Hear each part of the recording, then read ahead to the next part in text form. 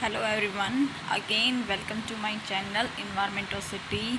सो हमने last video में किया था फर्स्ट यूनिट को start, introduction to environment science. आज हम उसी में थोड़ा फर्दर करेंगे।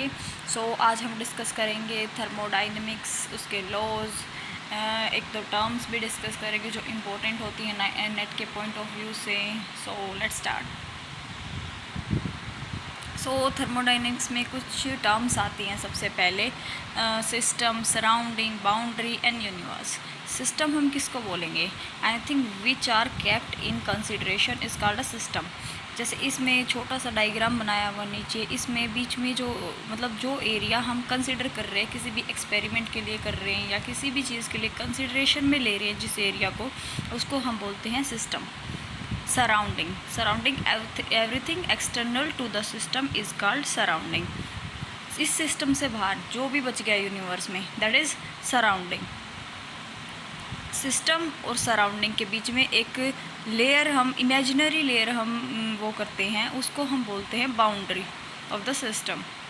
और लास्ट है यूनिवर्स। यूनिवर्स किसको बोलते हैं? थर्मोडाइनमिक सिस्टम और सराउंडिंग को जो मिला के बनेगा उसको हम बोलते हैं यूनिवर्स। सो नेक्स्ट है थर्मोडाइनमिक सिस्टम्स। 3 टाइप के सिस्टम्स होते हैं। सबसे पहले हम बात करते हैं ओपन सिस्टम की। ओपन सिस्टम में क्या होता है कि जो सिस्टम और सराउंडिंग के बीच में मास और एनर्जी दोनों का ट्रांसफ़र होता है, इसको इसलिए बोलते हैं ओपन सिस्टम। मतलब ओपन है, मास भी ट्रांसफ़र होएगा और एनर्जी भी। सेकेंडली है क्लोज सिस्टम। क्लोज सिस्टम में has no transfer of mass. इसमें मास ट्रांसफ़र नहीं होगा बट एनर्जी ट्रांसफ़र होगी। वो किसी भी फॉर्म में हो सकती है, हीट की फॉर्म में और वर्क की फॉर्म में। That's why it is close system की मास ट्रांसफ़र नहीं हो रहा। लास्ट है आइसोलेटेड सिस्टम। आइसोलेटेड सिस्टम वो सिस्टम होता है जो कि सराउंडिंग से बिल्कुल ही आइसोलेट होता है, ना तो वो मास ट्रांसफ़र करता है और ना ही एनर्जी ट्रांसफ़र करता है। सो नेक्स्टली हम देखेंगे लॉज ऑफ थर्मोडाइनमिक्स पे। ये सबको पता होगा कि 3 लॉज होते हैं। एक ज़ीरो लॉ भी होता है थर्मोडाइनमिक्स का। सो अब देखते हैं लॉज के बारे में। सो इसमें ज़ीरो लॉ ऑफ थर्मोडाइनमिक्स है, ज़ीरोथ लॉ। ज़ीरोथ लॉ के अकॉर्डिंग क्या है कि अगर 2 सिस्टम हैं, वो इक्विलिब्रियम में है, थर्मल इक्विलिब्रियम में है एक थर्ड सिस्टम के साथ, तो वो दोनों आपस में भी इक्विलिब्रियम में होंगे। फॉर एग्ज़ाम्पल यहाँ पे जो नीचे पिक्चर बनी हुई है उसमें क्या है, ए जो है वो थर्मल इक्विलिब्रियम में है बी के साथ भी और सी के साथ भी। So according to zeroth law जो बी और सी होंगे वो भी आपस में थर्मल इक्विलिब्रियम में एग्जिस्ट करेंगे। नेक्स्ट है first law of thermodynamics. First law of thermodynamics में क्या आता है, सबको पता है, ये कंजर्वेशन ऑफ एनर्जी के ऊपर होता है कि energy can not be created, can not be destroyed. हम सिर्फ एनर्जी को ना तो बना सकते हैं ना डिस्ट्रॉय कर सकते हैं, हम इसके सिर्फ फॉर्म को चेंज कर सकते हैं। फॉर एग्जांपल मैकेनिक को हम काइनेटिक में करते हैं, मैकेनिकल को हम इलेक्ट्रिकल में करते हैं। पोटेंशियल एनर्जी को काइनेटिक एनर्जी में कन्वर्ट हो जाती है। सो उसकी सिर्फ फॉर्म चेंज होती है, ना तो बन सकती है ना ही डिस्ट्रॉय हो सकती है। इसमें एक फॉर्मूला आता है delta U equals to Q minus W. Delta U क्या होता है? Change in internal energy, Q heat added and W is the work done of the system. Next है second law of thermodynamics. Second law of thermodynamics के according क्या है, entropy of an isolated system almost never decreases. कि एक isolated system होता है उसकी entropy कभी भी डिक्रीज़ नहीं होती। यहाँ पे मैंने एक टर्म को यूज़ किया है, दैट इज़ एंट्रोपी। एंट्रोपी क्या होता है? रैंडमनेस ऑफ द सिस्टम होती है। सो इसके एग्जांपल्स हैं कार्नोट इंजन, हीट इंजन्स। ये सेकेंड लॉ ऑफ थर्मोडाइनमिक्स के एग्जांपल्स है कुछ। इसमें एक फॉर्मूला आता है delta S equals to Q by T. तो डेल्टा एस को हम एंट्रोपी के लिए यूज़ करते हैं। एंट्रोपी क्या था? Randomness of the system. Delta Q होता है हीट होता है क्यू, मैंने पिछले उसमें बताया। यहाँ पे डेल्टा आ गया तो क्या हो गया? Change in heat. और टी होता है टेम्परेचर। नेक्स्ट है थर्ड लॉ ऑफ थर्मोडाइनमिक्स। इसके अकॉर्डिंग क्या है, entropy of a system approaches a constant value as the temperature approaches absolute zero. कि जो एंट्रोपी है उसकी एक कांस्टेंट वैल्यू आ जाएगी जब जो टेम्परेचर है वो एब्सोलूट ज़ीरो आ जाएगा। यहाँ पे आप एब्सोल्यूट ज़ीरो से क्या समझ रहे हैं?